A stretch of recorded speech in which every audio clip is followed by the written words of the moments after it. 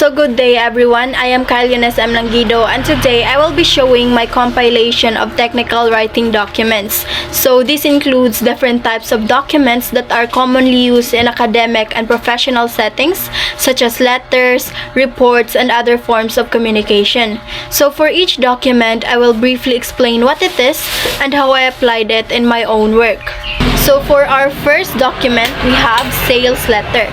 So a sales letter is a type of business letter written to promote a product, service, or partnership. Its purpose is not just to inform, but also to persuade the reader to take action such as buying, responding, or collaborating. So in my example, I wrote a sales letter for Yunara Atelier, which is a clothing brand. I then addressed it to Miss Cerise Concepcion because she is someone who can represent the brand well. I started by introducing the brand to give context, then I explained the quality and affordability of the products to highlight its value. I also added customer feedback to make the message more believable and relatable. And lastly, I invited her to an exclusive event which serves as a call to action and opens the opportunity for collaboration. So for the second document, we have here letter of inquiry. So a letter of inquiry is a formal letter used to request specific information from a person, company, or institution. It is usually written when someone wants clear details before making a decision or taking the next step. So in my example, I wrote to Cebu Normal University Medellin campus to ask about their undergraduate programs. I then introduce myself first so the reader knows who I am and my background. Then I clearly stated my purpose, which is to gather information for my future studies. So instead of writing everything in a paragraph form, I listed my questions such as the degree programs offered in their institution, their admission requirements, deadlines, and scholarships, so that the reader can easily go through each point and respond clearly. Let's move on to the third document, which is a memo or a memorandum. So a memorandum is a short and direct document used for communication within an organization. It is commonly used to share announcements, reminders, or important updates with specific people or departments. In my example, I wrote a memo to inform a colleague about an upcoming meeting. I included there the exact date, time, location, and the purpose of the meeting, which is to discuss project updates. I also added a reminder for the recipient to prepare updates about their assigned task so that the meeting will be productive.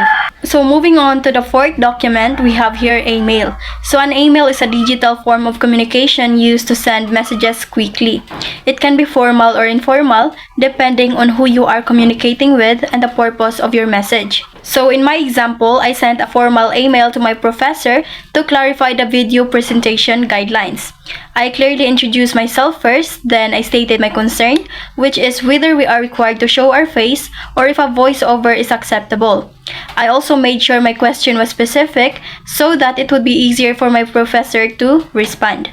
So moving on to the fifth document, we have here report. So a report is a formal document that presents information about a topic in a structured way. It usually explains ideas, provides supporting details, and ends with a conclusion or recommendation.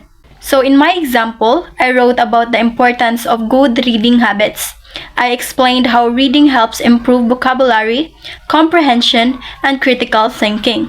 I also included a conclusion that encourages students to develop a habit of reading regularly. So for the sixth document, we have here job search. So a job search documents are used when applying for a job, and they usually include an application letter and a resume that are submitted together to present your qualifications. So in my example, I am applying for the position of Internal Communication Specialist. The application letter serves as my introduction. In it, I explained who I am, the position I am applying for, and why I am interested in the job. It gives a short overview of my qualifications. The resume, on the other hand, supports my application letter.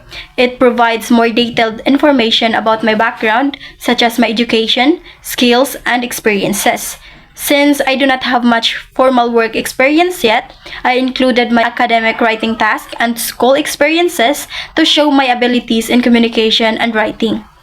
So for the seventh document, we have here instructions. So instructions are written to guide someone step by step in completing a task or process. They are meant to be clear and easy to follow so that the reader can achieve the correct result. In my example, I wrote instructions on how to cook Filipino-style spaghetti. I started by listing the needed equipment, then I presented the steps in order from cooking the pasta to combining the ingredients. So let's move on to the eighth document, which is the PowerPoint presentation. So a PowerPoint presentation is a visual communication tool used to present ideas and information in an organized and engaging way through slides. So for my example, I created a PowerPoint presentation about communication technologies and the digital age. Although the topic can also be presented through web pages, I choose PowerPoint because it is more suitable for reporting and discussions. I also use large titles, minimal text, and a consistent design to keep the slides clear and easy to follow. So each slide focuses on one main idea to avoid overwhelming the audience. So for the ninth document, we have here brochure.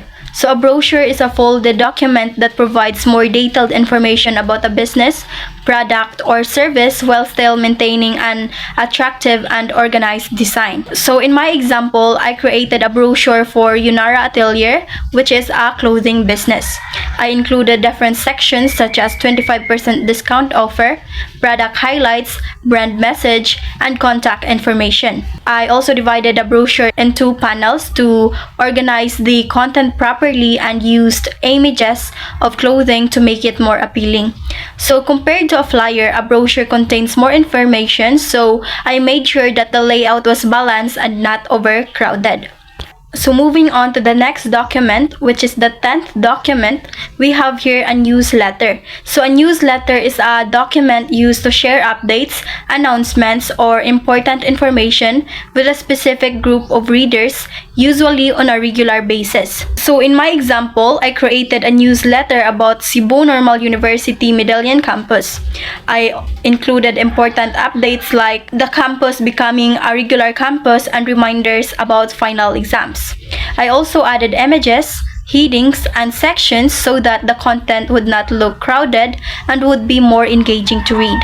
So let us now move on to our last document, which is also the 11th document. So we have here flyer. So a flyer is a one-page printed material used to quickly promote a product or service and catch the attention of a target audience. So in my example, I created a flyer about buying copra. So I included key information such as the types accepted, like raw, dried, or whole coconut. I also included instant cash payment, fair weighing, and my contact details. So since flyers are meant to be read quickly, I focused on using short phrases, bold headings, and a clean layout. I also added an image of a coconut to make the design more visually appealing and directly connected to the product being promoted. So that concludes my presentation about the 11 types of technical writing documents. Thank you very much for listening.